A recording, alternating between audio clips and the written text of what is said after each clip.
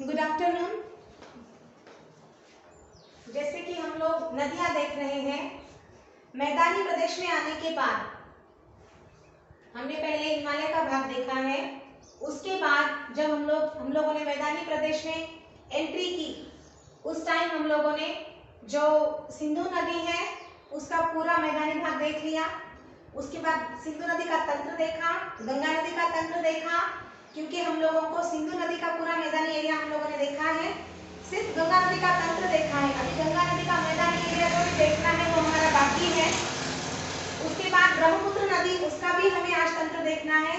और जैसे ही ये तंत्र खत्म होगा उसके बाद हम लोग मैदानी प्रदेश में, हमारा सिंधु का मैदानी प्रदेश हो गया है, हम गंगा नदी और ब्रह्मपुत्र नदी का मैदानी प्रदेश देखेंगे।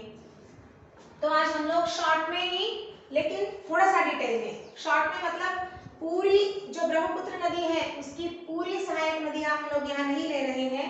जो मेन सहायक नदियां हैं जिनके बारे में पूछा जाता है, जिनका बार बार उल्लेख होता है, उनके बारे में हम लोग यहाँ पे डिस्कशन करेंगे। देखिए, ब्रह्मपुत्र नदी जो है, पहले ये बात समझिए कि गंगा नदी भारत में सबसे लंबी नदी है। गंगा नदी, उसकी लंबाई कितनी है? 2525 किलोमीटर। और ब्रह्मपुत्र नदी जो है वो भारत में सबसे चौड़ी नदी है। भारत में जितनी भी नदियां बहती हैं उतनी नदियों में ब्रह्मपुत्र नदी भारत में सबसे चौड़ी नदी है। एक्चुअल ब्रह्मपुत्र की जो लंबाई है वो 2900 किलोमीटर है, 2900 किलोमीटर। लेकिन भारत में वो जितनी भी बहती है तो भारत में उसकी लंबाई 916 किलोमीटर है। भारत में उसकी लंबाई, ब्रह्मपुत्र की लंबाई कितनी है? 916 किलोमीटर। अब सबसे मेन पार्ट, हमने गंगा नदी तंत्र देखा, सिंधु नदी तंत्र देखा। हम हर एक नदी का ओरिजिन कहाँ से है, उसका उद्गम कहाँ से है वो देखते हैं। तो ब्रह्मपुत्र नदी का जो ओरिजिन है वो भी चीन के तिब्बत के मानसरोवर झील से होता है। मतलब चीन में ही है वो, चाइना से होके गुजरती है ये नदियां। तो देखिए, ऐसी 3 नदियां हो गई जिनका ओरिजिन, जिनका उद्गम स्थल जो भी है वो कौन सा है? मानसरोवर झील के पास से वो नदियां निकलती हैं। कौन कौन सी है वो? एक सिंधु हो गई, एक सिंधु की सहायक नदी सतलज नदी हो गई, और ये तीसरी नदी है, कौन सी नदी है? ब्रह्मपुत्र नदी है। तो सिंधु नदी, सतलज नदी और ब्रह्मपुत्र नदी, ये तीनों नदियां जो है वो मानसरोवर झील के पास से ही निकलती हैं। ब्रह्मपुत्र नदी मानसरोवर झील से निकलती है, सतलज नदी राक्षसपाल से निकलती है, लेकिन ये सभी नदियां कहां से निकलती हैं? तिब्बत से, मानसरोवर झील के पास से ही निकलती है, उनका ओरिजिन वहां से है। हमने देखा कि सिंधु नदी यहाँ से मानसरोवर झील से निकलते हुए भारत में एंटर करती है और भारत से होते हुए पाकिस्तान में जाती है, पाकिस्तान में जाकर यहाँ अरेबियन सी में गिर जाती है। ये ब्रह्मपुत्र नदी जो है वो, ब्रह्मपुत्र नदी भी, इसका भी थोड़ा सा ऐसा है, लेकिन वो इधर नहीं गिरते हुए इधर बे ऑफ बंगाल में गिरती है। कहाँ से निकलती है वो? तिब्बत के मानसरोवर झील से निकलती है। वहां से निकलकर हमारे भारत से एंटर करती है। भारत में ईस्ट साइड से एंटर, ये जो पूर्वांचल का प्रदेश है उधर ये एंटर करती है, और इधर एंटर करते हुए वो बांग्लादेश में प्रवेश करती है और बांग्लादेश से बंगाल की खाड़ी में गिर जाती है। अब देखिए, ये तो था इसका थोड़ा सा जो उसका जो महत्व है इस नदी का, इसकी चौड़ाई कितनी है, लंबाई कितनी है, चौड़ाई में उसका भारत में क्या इंपॉर्टेंस है, या फिर इसका जो ओरिजिन है वो कहाँ होता है, वो जाकर कहाँ मिलती है, बे ऑफ बंगाल में मिलती है या इधर मिलती है, कहाँ पे मिलती है, इस साइड मिलती है या बे ऑफ बंगाल में जाकर मिलती है, उसके बारे में ये हमने देखा। अब हम देखेंगे इसकी सहायक नदियां। जैसे हमने सिंधु की सहायक नदियां देखी, वैसे तो सहायक नदियां बहुत होती हैं, सिंधु की भी बहुत सारी है, लेकिन जो मेन बड़ी 5 नदियां हैं वो हमने देखा कि सिंधु को पकड़कर 6 नदियां थी, 5 नदियां उसकी सहायक नदियां थी और खुद सिंधु एक।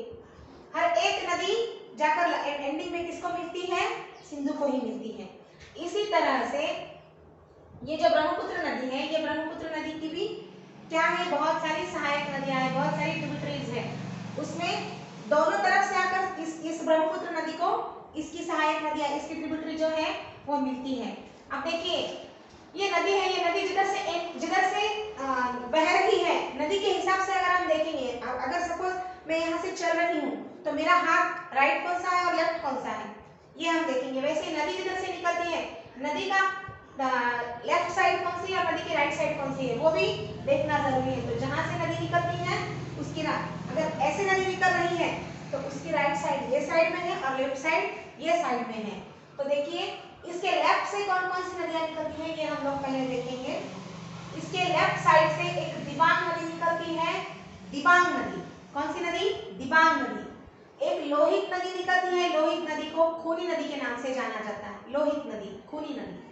हमने सुना है लोहा सब, ये जो आयुर्वेदिक दवाइयां होती हैं इस तरह की, ये हमारे खून में लौह का प्रमाण बढ़ाती है और उससे हमारा जो ब्लड की मात्रा है, शरीर में खून की मात्रा है वो बढ़ती है। इससे हम याद रख सकते हैं कि लोहित नदी को खूनी नदी कहते हैं। तो ये दिबांग नदी, लोहित नदी, दिबांग के बाद लोहित नदी ब्रह्मपुत्र को आकर मिलती है। उसके बाद एक धनसिरी नदी है, वो धनसिरी नदी भी ब्रह्मपुत्र नदी को आकर मिलती है। और इसके बाद एक कोपिली नदी है, ये कोपिली नदी भी ब्रह्मपुत्र को आकर मिलती है।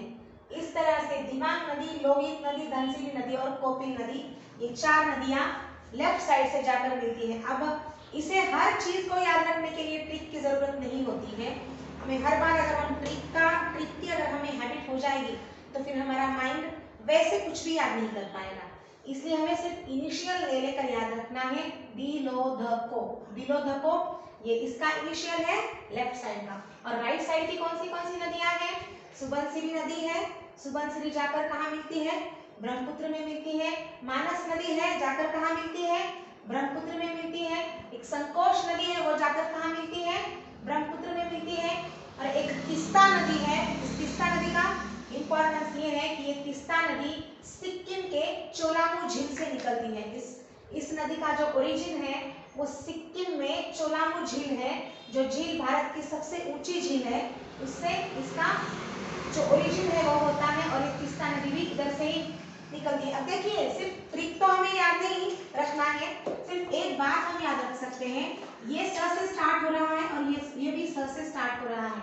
मोस्टली जो शुभ चीजें होती हैं, जो शुभ चीजें, सकारात्मक चीजें और राइट हैंड भी बहुत बार सकारात्मक ही माना जाता है। तो राइट साइड की जो नदियां हैं ये भी स से शुरू हो रही है, ये भी स से शुरू हो रही है, इसमें भी स है और इसमें भी स है। तो हम इस तरह से याद रख सकते हैं कि राइट साइड की नदियों में, और हमें सीक्वेंस याद रखना है, स तो इधर भी है लेकिन स्टार्टिंग में स कहाँ है? इस सुबनसिरी को भी स्टार्टिंग में स है और संकोश को भी स्टार्टिंग में स है। तो सुबनसिरी, मानस, संकोश और तिस्ता, सुबनसिरी, मानस, संकोश और तिस्ता, ये एक साइड की नदियां हो गई। ये हमने राइट साइड की याद करी, तो अभी जो भी रही है वो लेफ्ट साइड की है।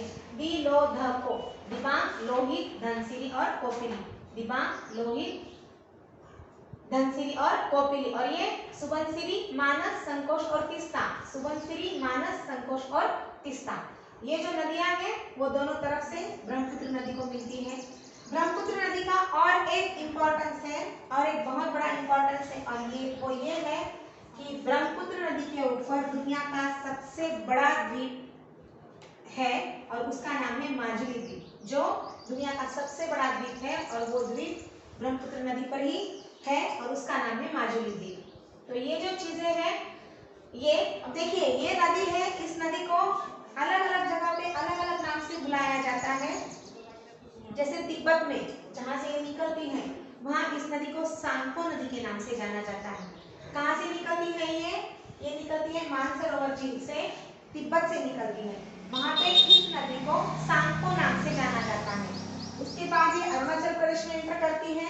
अरुणाचल प्रदेश में इस नदी को दिहांग नाम से जाना जाता है। पहले सांगपो बहती बहती आएगी, कहाँ आएगी? अरुणाचल प्रदेश में आएगी। अरुणाचल प्रदेश में इसको दिहांग नदी के नाम से जाना जाता है। अरुणाचल प्रदेश से होते हुए जब ये असम में एंटर करती है तो असम में इसी नदी को ब्रह्मपुत्र के नाम से जाना जाता है। ब्रह्मपुत्र के नाम से जाना जाता है। और जब यही नदी जैसे ही वो बांग्लादेश में प्रवेश करती है तो उसे जमुना के नाम से जाना जाता है। हमने देखा था गंगा, जमुना और मेघना, ये तीनों एक साथ मिलती है, उसे मेघना का नाम दिया जाता है। और फिर वो मेघना जाकर कहाँ गिरती है? बे ऑफ बंगाल में गिरती है और वहाँ पे बहुत बड़ा सुंदरबन का डेल्टा बनाती है। ये हमने गंगा नदी तंत्र में देखा था। तो इस तरह से जो ब्रह्मपुत्र नदी तंत्र है, बहुत सबसे बड़ा नदी तंत्र है गंगा नदी का तंत्र। फिर भी बहुत सारी सहायक नदियाँ नहीं भी हमने अगर देखी है, फिर भी इम्पोर्टेंट भी बोले तो बहुत सारी नदियाँ देखी हैं हम लोगों ने। तो ये जो ब्रह्मपुत्र नदी है, ये ब्रह्मपुत्र नदी का ओरिजिन कहाँ से हो रहा है? तिब्बत के मानसरोवर से हो रहा है। वहां से होते हुए, चीन से होते हुए, ये भारत से चीन से निकलकर भारत से होते हुए ये बांग्लादेश में जा रही है और बांग्लादेश में जाकर वो बे ऑफ बंगाल में, बंगाल के उपसागर में गिर जाती है। उसके बाद इसकी जो सहायक नदियां हैं, इसकी सहायक नदियां कौन सी है? तीस्ता नदी जो चोलामू झील सिक्किम से निकलती है। चोलामू झील भारत की सबसे ऊंची झील है, वहां से तीस्ता नदी निकलती है और जाकर राइट साइड से ब्रह्मपुत्र नदी को मिल जाती है। संकोच नदी है वो भी राइट साइड से मिलती है। मानस नदी है वो भी राइट साइड से मिलती है। और ये जो सुबनसिरी नदी है, सुबनसिरी, वो भी राइट साइड से मिलती है। अभी लेफ्ट साइड से कुछ नदियां हैं, दिबांग, लोहित, धनसिरी और कोपिली। लोहित नदी को ही खूनी नदी कहा जाता है।